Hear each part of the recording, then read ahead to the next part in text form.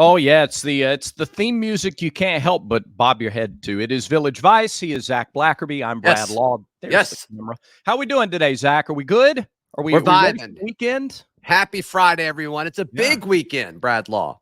It is a big weekend. We're going to talk baseball. We're going to talk basketball. We're going to start with some football talk here in a minute. But Zach, I got to confess. Can I confess? Sure. Felt like a big old idiot today. I feel like a big old idiot a lot of days, but today in particular. So I'm in Jacksonville, Florida, with the baseball team, Flex. and I went to work out at a gym that's the same as the one that I work out at back home, Right. but it's different. You know how? First of all, that's a weird feeling anyway. It's like that's not supposed to be there. It's supposed to be over there, and it's a little disconcerting. Well, just to get in, like back home, there's a machine up front at the front desk. It's an open area, and you boop. Yeah, you scan it. Right. You scan the thing. Boop. That's the same sound when you No, use your promo code no, that sound is for bloop mybookie.ag. You're with right. an L. You're right. Boop. I pay attention. It's bloop, but at the gym, it's boop. And so, but it's very clear. It's right. You can't miss it. There's a red light, laser things like bloop. But at this one today, it's gated. You have to scan this thing, and then a little gate opens. And I could not find where to scan. I had to have help, Zach, not with heavy weights or some complicated piece of equipment. Just to get it. I had to have help scanning the code just to get in. Nice. Nothing devastates your ego like having to have help and you have to explain. You're like, yeah, my club's back home. I'm sorry. I'm a big old idiot. Yeah, we don't have a gate at home. We go to the same gym. So, okay. All right. Let's discuss some of the freshmen that are going to be able to make that transition from high school to college, and we feel comfortable starting day one. They're not going to be deferred or discouraged when they go to a new gym and they see a gate and they don't know where to scan in.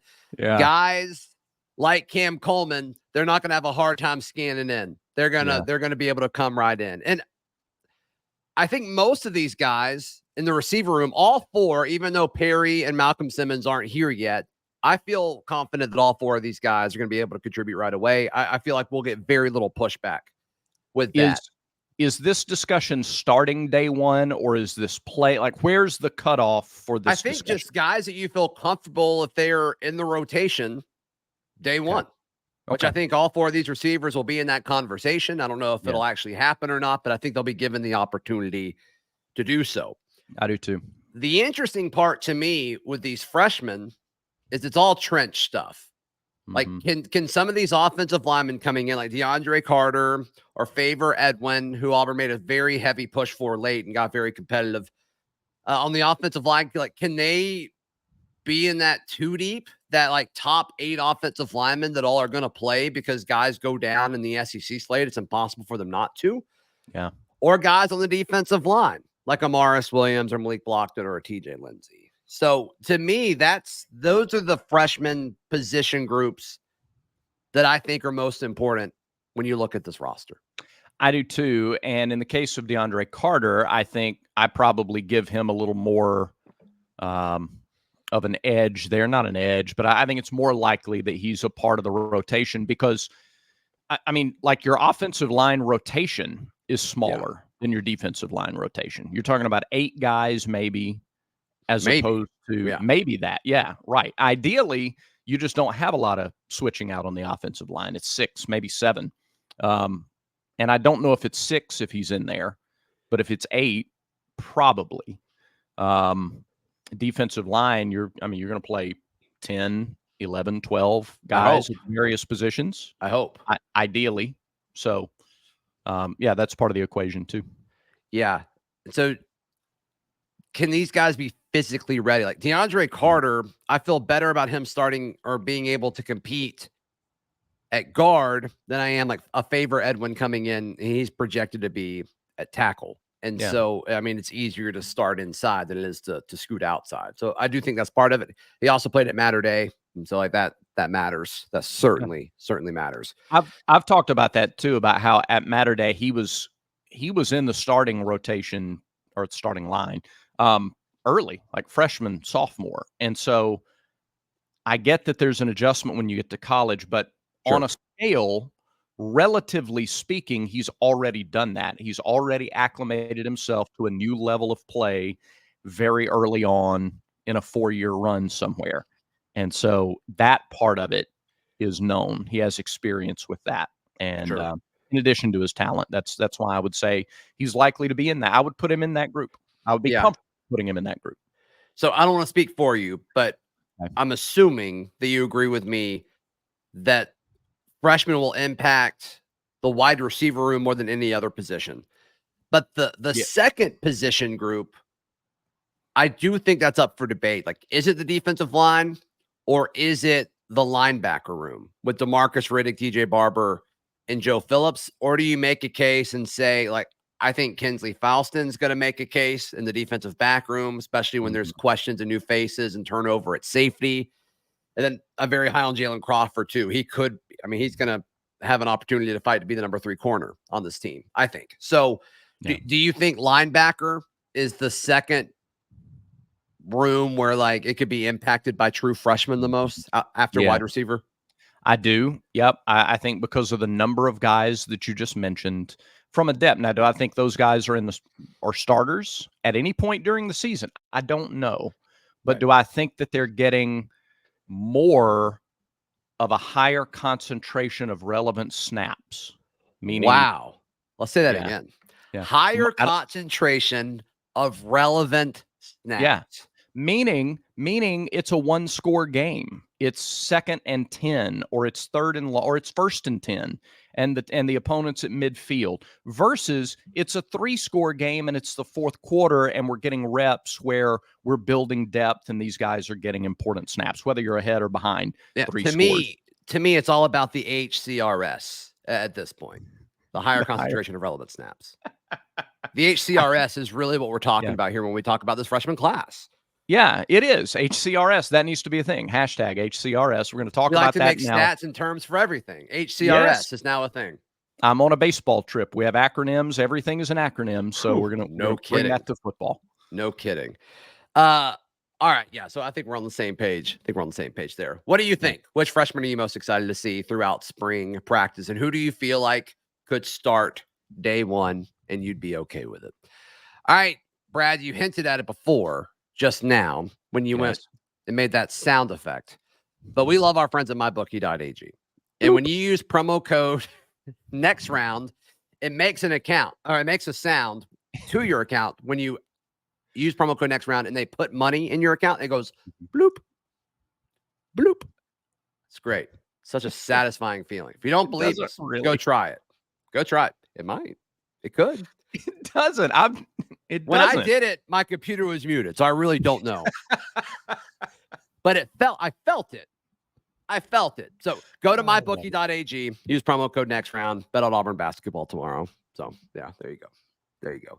All right, I got a few buy sells for this. Okay. I love buy sell. Yeah. All right. It's a combo. We've got basketball, baseball, and football here because it's a big weekend. It's the weekend for football before spring gets going. It's a big weekend for Auburn baseball, big weekend for Auburn basketball. So Jalen Williams, who we've gotten good news from, returns before Auburn hosts Georgia in the last game of the season for senior night. I will buy that. Wow. Yeah, I buy it. I mean, he's had 1 week to start the recovery, almost a week. Sure. No midweek game was a big help. Now, is he at 100%? Is he going to play 25 minutes? I don't think so. I would sell that. But I think he gets game action before the Georgia game. Just the best possible news, because we all thought when we saw him go down and stay down and not put pressure, this is it. It's the old ACL. Well, and it looked like he thought it was over. Like the tears that it showed, that I don't think those are pain tears. I think it was, no, is this over? Right. And thankfully it's not. So that's good. Yeah. I'm gonna sell it. I think he returns for senior night, and it's a really cool moment. Okay. So I think he returns for the last game of the season. Okay. Auburn baseball hits 4 home runs this weekend. Brad, I will say, you buy. I'll buy that. I buy that. They're facing Brecht today, Brody Brecht, who is really good. He throws over 100 miles an hour for Iowa. I love this weekend. I know I'm trying not to get too carried away with the long answer on this and sum up the whole weekend, but it's all about the HCRS though.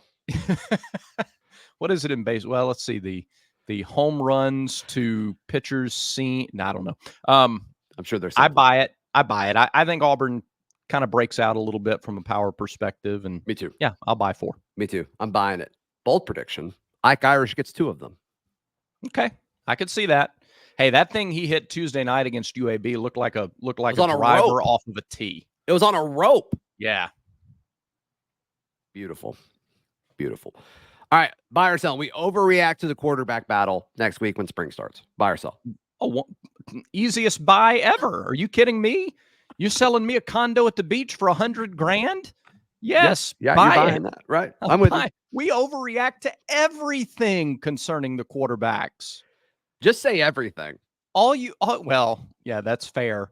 But go back to December. This is hilarious. Go back to like the 2 weeks before Christmas. It was, Peyton Thorne all in. Everything's great. He's going to carry the team next year. And then a bowl game.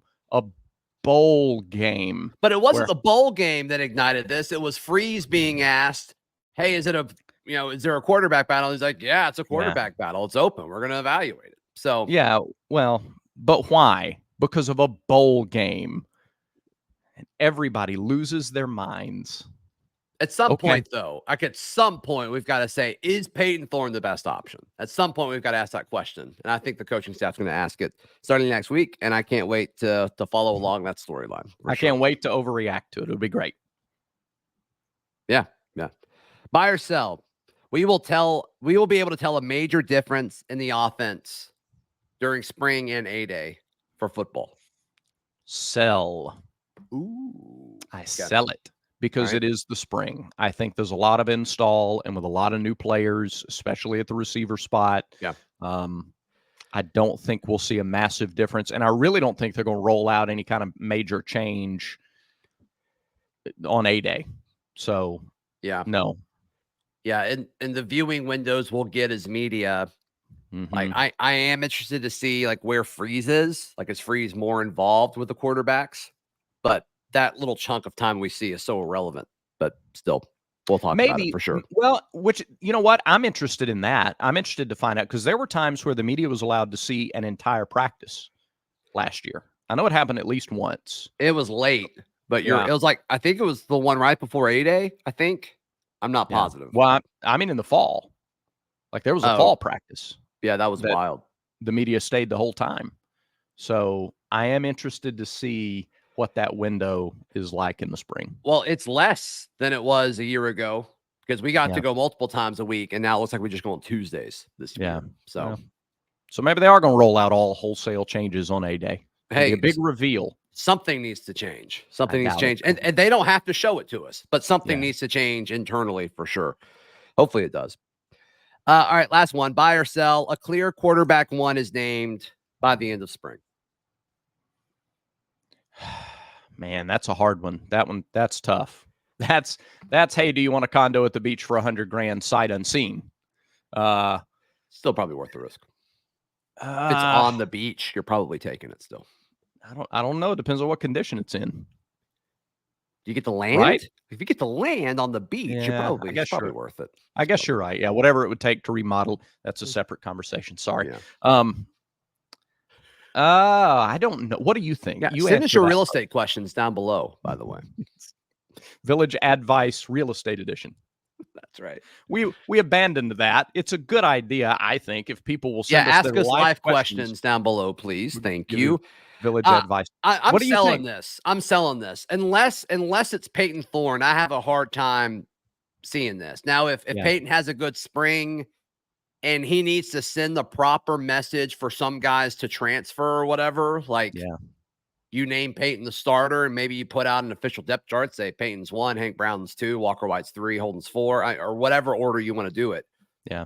I mean, I think there are strategic advantages of doing that. Now, if Peyton doesn't separate himself, or, Hank or Walker or Holden are continuing to improve and they narrow the gap, I think you wait till the fall. But he can say whatever he wants, but the first quarterback that trots out there at A-Day is going to be, the guy who's in the lead. I expect that to be Peyton, but I don't expect them to make an official announcement. No. Yeah, maybe. I mean, you could, if it's 2s against 1s, you could see the second team offense go out there first. I mean, you could see him. Sure, but like whoever's throwing Cam Coleman the football is the guy who's in the lead. Sure. Yes, you're right. You're right. And I expect that to be Peyton Thorne. I mean, there are even if you say it's a completely open competition, there are advantages to having been the starting quarterback all season last year. Totally. I mean, that's sure. So, you know what? Since you sold it, I'm going to buy it. I think it will happen. I think you will see some separation in the spring. And more than that, I think it's important to go into the summer workouts, those voluntary workouts, and start fall practice with a clear-cut starter at quarterback. So I think it'll happen. Brad Law, speaking of clear-cut, you want to give our friends at Manscaped some love? I do, yeah. Clear cuts and smooth cuts and everything your heart desires. Manscaped. Wrong ad. My bad. What? I said bloop. Wrong ad. Oh, bloop. That's different. There's a different sound effect when you use Manscaped. But I don't want to go into that right now. Our friends at Manscaped right now are giving you 20% off plus free shipping when you use our promo code. That's Vice. How many of you guys have done this? How many of you are planning on doing it? Let us know in the comments. We've heard so many of you. In fact, I got a text yesterday talking about how much people love the Manscaped ads. So who texted you? Who said that? Who said my friend Chad. Hey, Chad. Hi, Chad. And he also, by the way, said Village Vice is #1 podcast, is #1 watch. Sweet. I love that. My man, Chad. Yes, sir. He's knows like what he's talking about. Villager. He is a Chief Villager. I like that. Chief Villager Chad. CVC. So Manscaped gives you the Lawnmower 5.0 Ultra. This is the cheat code to look good, to feel good, to have a lot of confidence in 2024. 2 skin-safe blade heads, the standard one for taking a little off the top, plus the new foil blade to go smooth wherever you want. It's like having a personal stylist at your fingertips or, well, wherever else you need that personal stylist. You can be your own personal stylist. Sure. Did we mention that it's waterproof, too? Because a trim in the shower? Well, that's... Tell about the light. It's a way to start the day. And the brightest LED light yet. Wow. Okay. That's the Lawnmower 5.0. You can get that. You can get products for your beard, for your neckline, personal grooming. Check them all out at manscaped.com and use our code. That's Vice to get 20% off and free shipping. All right. Time for a little 6-pack, right? Yes, it is. Village Vice 6-pack. And we're going to start it with college baseball. Okay. 3 games that are like, I kind of get that for most people, college baseball isn't chief on the radar in February. But if you're looking for like an early test I love it. Of where this team is, pay attention to this weekend. You're going to face 2 other top 20 teams. Auburn right now ranked 14th. So this isn't you're trying to knock off some big boys. You're trying to see where Auburn stands relative to these other ranked teams. Starting Friday with Iowa, Saturday Wichita State, and then Sunday Virginia. Virginia's ranked 10th. So these 3 games, Zach, make up our first 3 games of the Village Vice 6-pack. Got it. So I will say Auburn loses Friday. Okay. Why? I don't want to say why. Okay. I don't want to. I mean, they're facing a guy who's going to be a top 10 pick in the draft. Yeah, I mean, I think there's a major pitching mismatch, major one, between Auburn's Chase Ossopp and then Brody Brecht, who you mentioned earlier. So I'll say Auburn loses today, but then wins their next 2. That is my prediction. Boy, that'd be exactly the same as what they did 2 years ago when they started the year in Arlington. Sure, they lost to Oklahoma, and then they beat Texas Tech, who was coming off a World Series trip, and beat Kansas State like a drum the next day. Well, and the starting pitching matchup in that one was also very lopsided. In that Oklahoma game? Yes. Yeah, you're right. Who was the guy we got from Notre Dame? What was his name? He started that game? Tommy Vale. It wasn't Tommy Vale. It was Sheehan, right? That's right. Yes, Tommy Sheehan. Yes. Yeah, Tommy Sheehan. Yeah. He struggled in that game. You're right. Yeah, and I mean, I think they thought he was going to be like an ace type guy and just think he had Tommy John like the offseason before, and I just don't think he bounced back quick enough, which, Yeah. That stinks. Well, which is interesting because he came back toward the end of the year, again, going off on a little bit of a tangent. He came back toward the end of the year, was a really important bullpen piece for that team that went to middle reliever. Totally. Omaha. Yeah, totally. Yeah.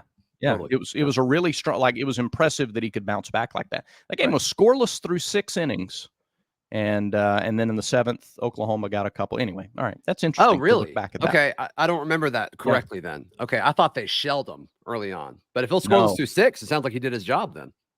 It was 3-0. It was scoreless through 6. It was really a good ball game. Yeah, okay. But the deal was, so like, he walked a guy, threw a wild pitch. He only faced 5 batters in that first inning. Okay. So I guess they were limiting him because it was his first.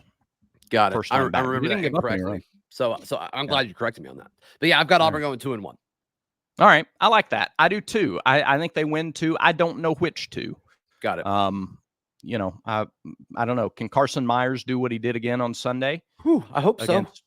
Against a Virginia team that scored like 50 runs or something like that their first weekend? Be good to see. Yeah, huge. That would be good to see. So, yeah. That would be good to see. Yep. All right. And I think that's if you can win 2 out of 3 every weekend, you take it. That's the whole series, right? You win a national championship winning 2 out of 3. That's right. All right, let's get into some college basketball now. Ooh, okay. And some games on Saturday. We will not start with Auburn's game because we'll finish with Auburn's game. Word. I will go with a couple of other SEC games. How about number 20 South Carolina playing at Ole Miss? Ole Miss now 6-7 in the league. Boy, do they need wins. That's tough. And it's like, is South Carolina the team we thought? Did they just have a bad week or two? Like, what is actually happening here? I'm going to give South Carolina the benefit of the doubt. Now I will take the Gamecocks. I think the Gamecocks win as well. Auburn and South Carolina were the last 2 teams in the league to get the open date in the midweek. And quite frankly, they both looked like it a week ago in their last game before the open date. So I think the week off does them a lot of good. I think Ole Miss is sky high after they beat Mississippi State, and I think they fall. Okay. What do you think about Alabama at Kentucky, a top 20 matchup at Rupp? Kentucky is the most frustrating. If you're a Kentucky fan, you have to be pulling your hair out watching this team. Yeah, the talent is there. Is the coaching there? And that's kind of been the question about Kentucky for the last half decade or so. Yeah. And Alabama, it seems like they keep getting better. So I'm going to take Alabama to win in Lexington. Mm-hmm. But it wouldn't shock me if it was a game where Kentucky put it all together. They've done well in big games this year. I mean, they're big games against Miami, against North Carolina, against Auburn. When they really want to show up, they're able to do it. So it wouldn't shock me if they put it all together. But for the sake of us picking the winner, I will pick Alabama. Yeah, it is interesting. Like, can you win a national championship with a bunch of 5-star All-American freshmen? Can you do that in today's game? So far, it does not look like you can. No, look at the teams that are. I'm like, Florida Atlantic made the Final Four. San Diego State made the Final Four. Can you make deep runs in March with these? I mean, like these guys who are going to become NBA All-Stars, right? But is that what you want? Like, is that enough just to have NBA guys, or do you want to win? Yeah.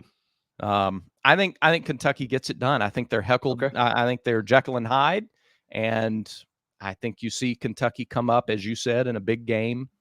Alabama, you can make the argument they should have lost to Florida at home last time out, and I think they have another loss or 2 in them before the season wraps up, and I think this is one of them. Okay, yeah, all right. Sense. Okay, let's get into now Auburn and Georgia in Athens. First game without Jalen. Who steps up? First game without Jalen. I think this has Chad Baker-Mazara written all over it. I think he has to be the leader, right, through his actions. And I think now is when you say, okay, our emotional leader, our glue guy is gone. Chad Baker-Mazara, here you go. Let's see what you can do. And you're doing it on the road. You're doing it against a rival. I think Chad Baker-Mazara is the guy that steps up here. I also think they're going to get more minutes out of Chris Moore, depending on the Auburn fan you ask. You can either love that or you hate that. But all in all, I think Auburn does get it done. I think they do it for Jalen. I think they do it for each other. And I think they get back on track after a disappointing loss a weekend ago. Yeah, I think Chad Baker is a clear choice to step up. I think Chaney Johnson, you can finally ask him to do more than you've asked him to do. Good point. Sure. Denver Jones, I would love to see, this is just me personally, right? Like, I'm not with the team. I don't know what they're trying. Just personally, I would love to see Denver Jones have a few sets run for him to get shots early in this game. If he can see a couple go down and that become a big factor, the guard scoring from the guard position, KD is going to be amped like crazy being in Athens. If you can get, I don't know, 16 points from the 2 position between Denver and KD, I think that goes a long way. Sure. Georgia beat Vanderbilt last time out at Vandy, but they had lost 6 straight before that. Their win before that streak was like by 2 over LSU. I know it means a little more when Auburn is there. Yeah. But I just think when it's time to play the game for 40 minutes, Auburn, even without Jalen, is the better team, the deeper team and the more talented team. And I think that's enough to get the win. Yeah. Yeah. Me too. So we agreed on most of those. So, Brad, I think that about does it for today's show. It does. Thanks everybody for watching. I read the comments. Make sure that you let us know what you think. You don't read them? No. I read them for both of us. I read them. Let me know what I need to know. Right. And then I go tell Zach about it later. All right. Have a great weekend, everybody. Remember, everyone has vices. Make sure Village Vice is one of yours.